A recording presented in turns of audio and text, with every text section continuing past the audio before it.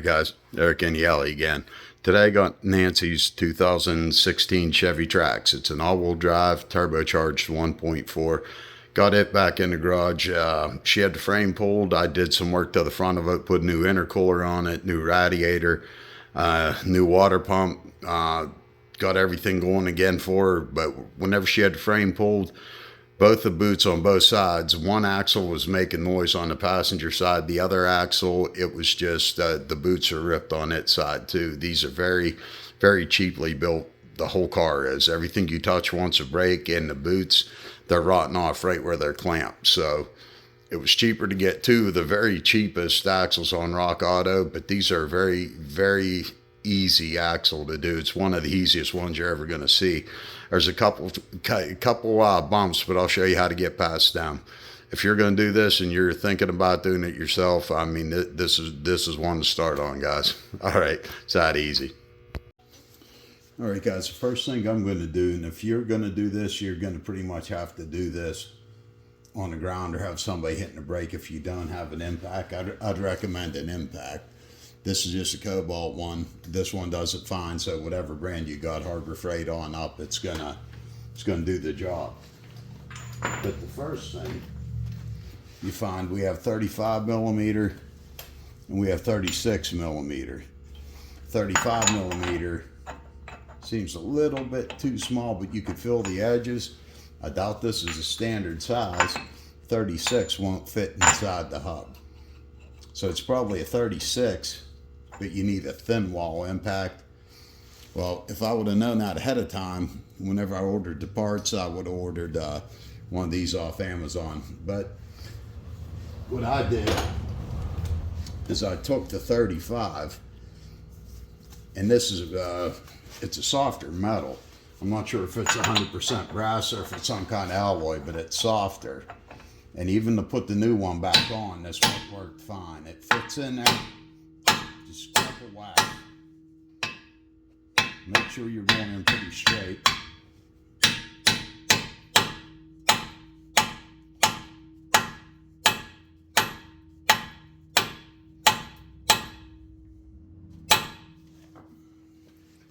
That should be enough.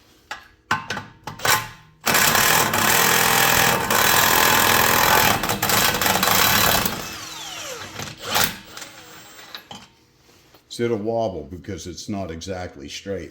The new one, you do have to do this too also, but I put it in the socket first, so you get this a lot straighter. You could get it in there and get some torque on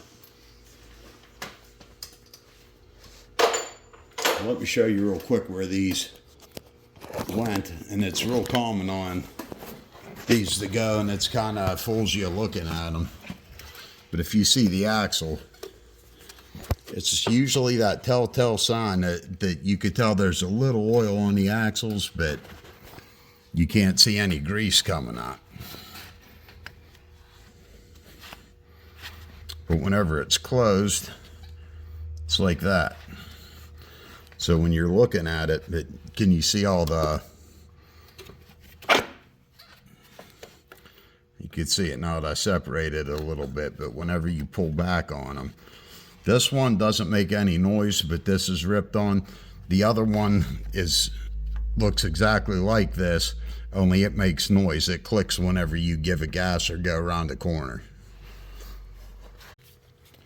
And the next thing you want to do, especially if we're going to want to move this side to side, turn the wheel, instead of having to get out and turn the steering wheel, once you take off the tie rod end, you're able to just turn it with your hand. So that's a little bit too much cat piss, but we're going to let that go like that. And then we're going to take this off. Going back on, you do have to put, I believe it's a 6 millimeter over the top of this, or the tie rod could spin in the boot. So we're going to get to that later, but we want to take that off right now. Okay, guys, so with the impact on, I'm going to just comes right off. But now the tie rod end isn't going to move. What you want to do there is take a pretty, I hope I can swing it there without hitting the camera, but pretty hefty hammer like Mr. Sluggo, and then just hit right here on the spindle. Make sure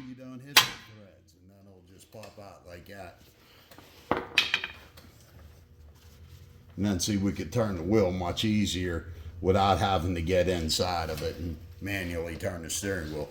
And that's what we're going to want to do next, is turn the wheel like that and get on the bottom ball joint bolt.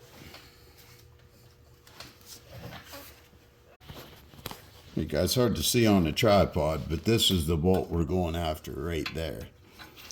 This is a 15 millimeter, and you're going to need a 15 millimeter wrench to put it back on. To get it off, it should just unscrew the whole way, but to put it back on, the bolt's going to spin.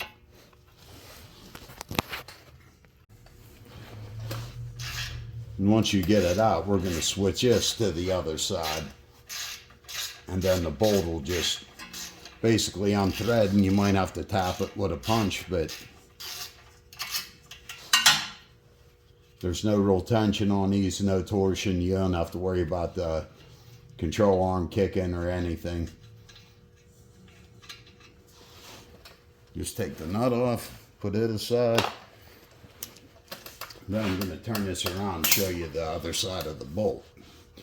Now, I did also take where the rubber goes on to the hoses into the strut. They just slide on these grommets. I took that off, and the ABS wire, just to give this thing a little bit more wiggle room. All right, guys, the bolt we're going for is right here. And this is the same thing. This is just the 15 mil. What I'm going to do is put it on.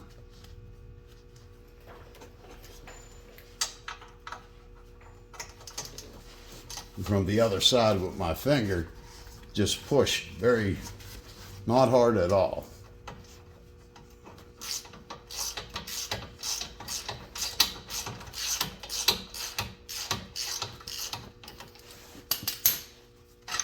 Then the bolt will pull the whole way out.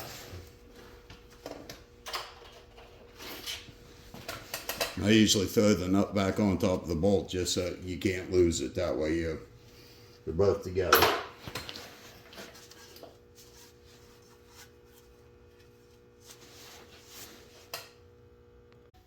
Okay, guys, that's kind of a close-up of what I'm doing. See the rivet on the lower ball joint? I'm just taking a punch or a piece of rebar, whatever you got, and I'm putting it right on that rivet, basically, or right on the edge of it. And then I'm going to hit the top of it with the hammer just to separate that.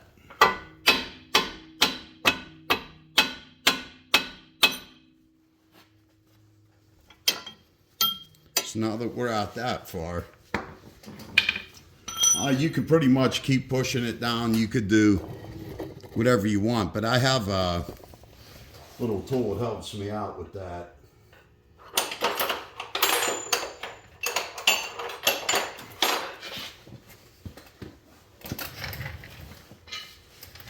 You've probably seen these on Amazon. It's just like an S-hook. These things help.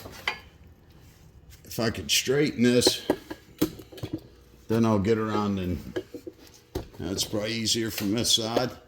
But what you do is this end, you just slide across the lower control arm.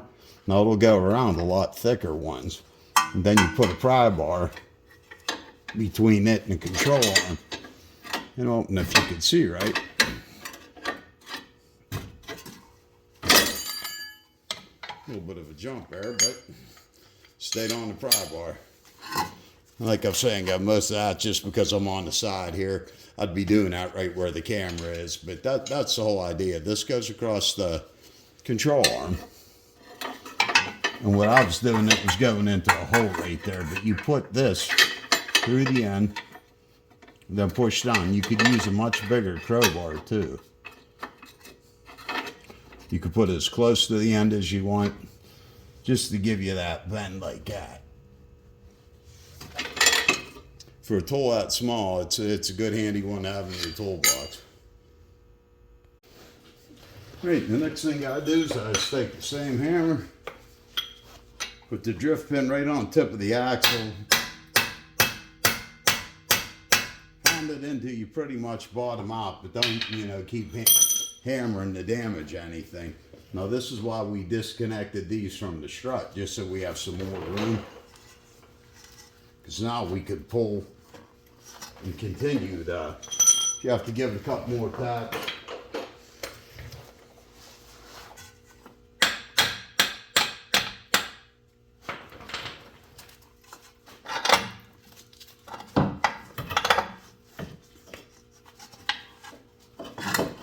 Just turn it like that. And there's your axle. Usually with these, I want to get a little pan, put under. Sometimes some tranny fluid comes out.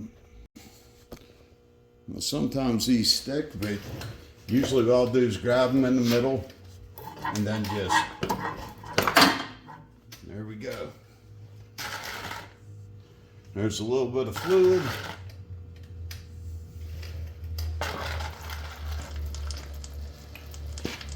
As usual. All right, guys, check out your new axle. Make sure everything lines up. Say these are very cheap axles off of Rock Auto, but if you know what you're ordering, I mean, Rock Auto is a very good place to get good parts. These weren't one of the better parts, but at least they were available at a good price. All right, guys, we're going to get it right back into the axle, even though it's still dripping.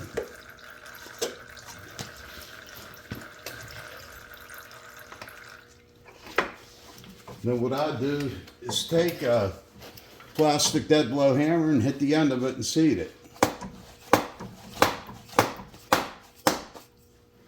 Now it's not going to fight you going back in, and it'll hang there. You can, if you do it quick and put it in, you can push the spindle to get it in there from like out here, but it's easier. That's going to stop the fluid from leaking out on you.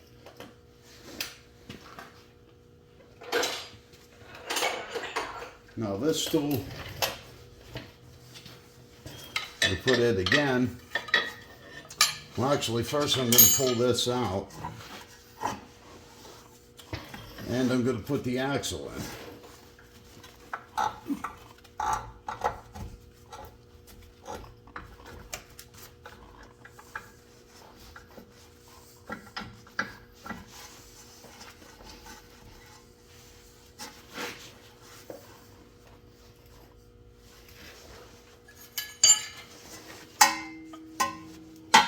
And see on these, if you don't have this tool, sometimes it makes it nice. These are a little bit thin for it, but you could push down from here. Put it right through the hole in the back. I hope you could get a... There's a hole in the control arm here, and you could just use that to pry off of. The tool makes it easy. Usually on them GM ones, it got a thicker control arm. But once you get it in, let me get you around to where we can see the ball joint.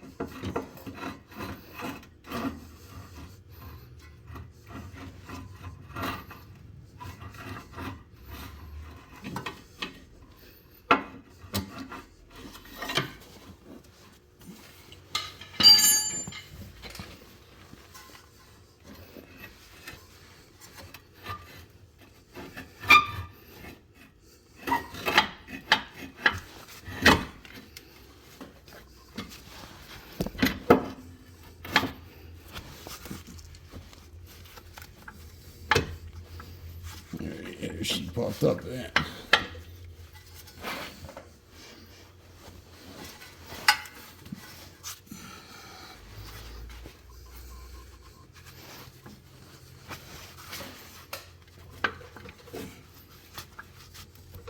Usually just wiggling back and forth like that. These type of ball joints will go right up in.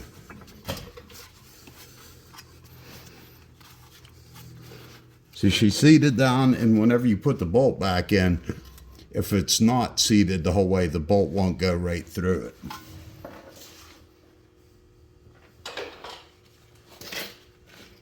Here's the bolt.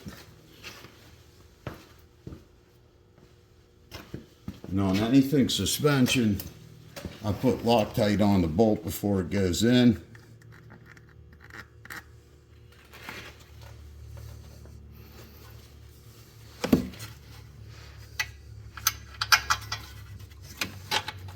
You turn it, it pushes right through. Now that way the control arm's locked. If you want to push down, that control arm shouldn't move, even before you put the nut on the other side of that bolt. This is where you're going to need the wrench on the bolt head in your socket, the 15 millimeter on the nut.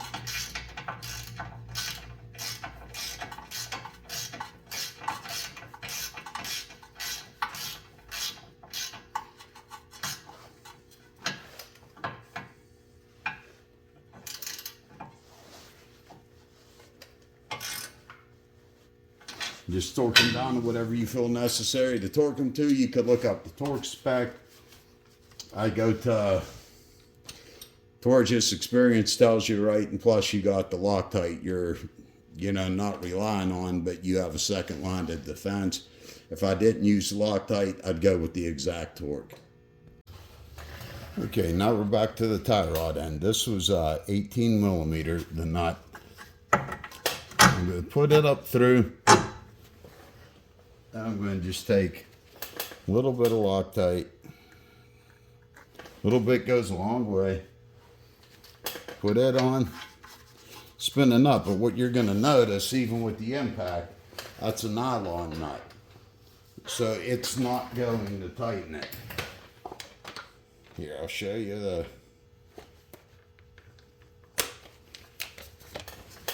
Even if you push down, put some tension on it, there's nothing there to move. You got to hope to get a couple threads on there, because we have to get to the center of that. Because we're going to grab this with a 6 millimeter socket, but there got to be enough of it sticking up.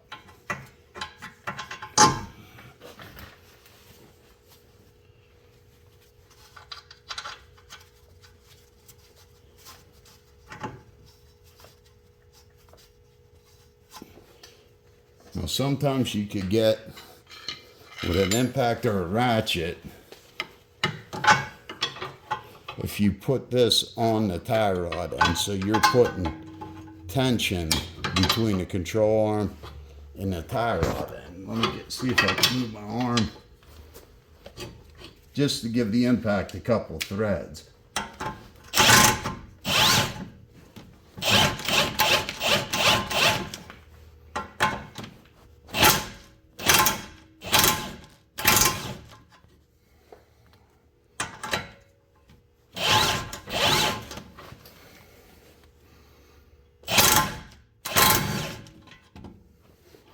Okay, that's enough. See how now we have a little head coming out of the nut.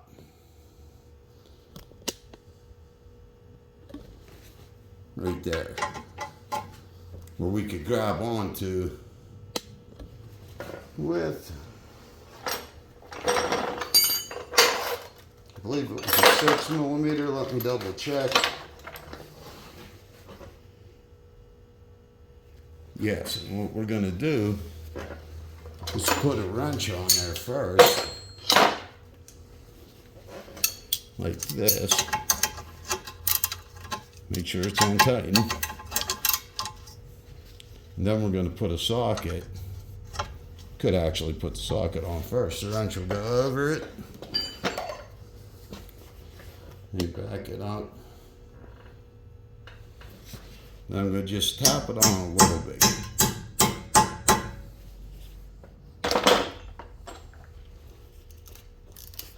Then just use your ratchet. You're going to want your ratchet on counterclockwise. You're going to want it on loosen.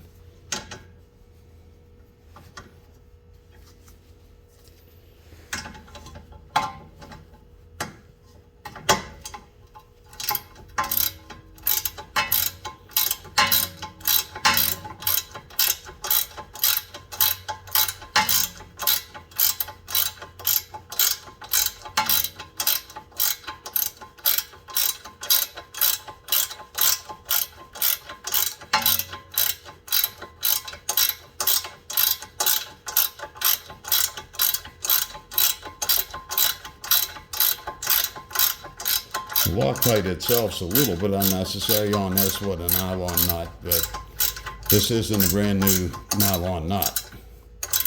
So it's just a little bit of extra consciousness or sleeping at night ability.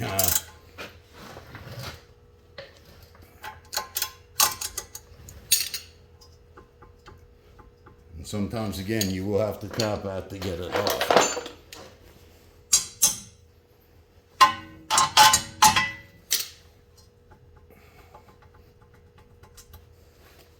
And there you have the tie rod. All right, once again, we're to here, and we're going to put a little bit of Loctite on the threads.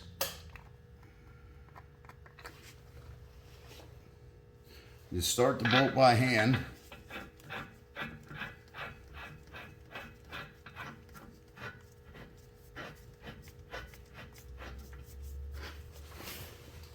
And then once you get it in there, put the impactor, whatever you're using, on here.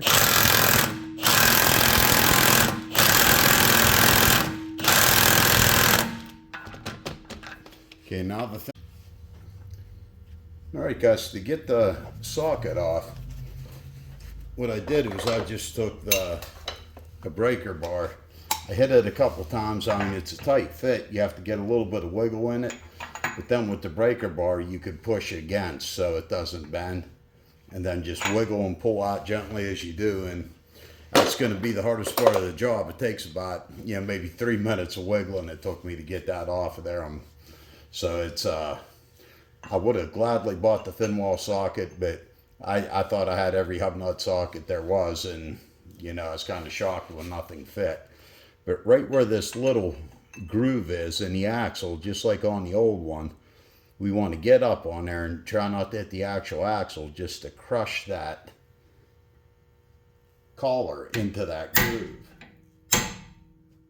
See how it's starting right there? Same thing, you just want it a little bit deeper than that. Just like that. That's not going to go anywhere. That's the replacement for a cotter pin holding these in.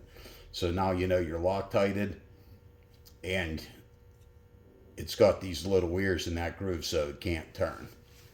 So that's it, guys. I mean, very easy job. It took me longer to get the socket off there and actually get the axle in it.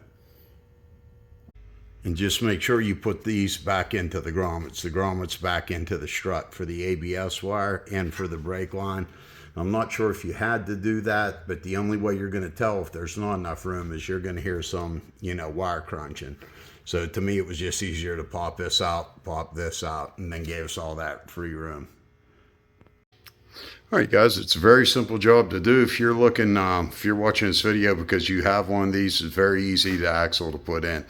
Don't be afraid of anything. The only thing I do is, like, if I had the chance again and I knew you needed a 36 millimeter thin wall hub nut socket, I would have ordered one off Amazon, just kept it in a box with all the other ones. But in this case, I was able to use the 35. I mean, not the right way, but little things like that. If you're pretty confident and you're doing the same job with the wrong tool, then that's up to you. But if I had to do it over again, I would order the right socket. And a lot of things you see me, I don't torque, and I use the Loctite. But one thing I always torque, every single wheel that I work on, every single one.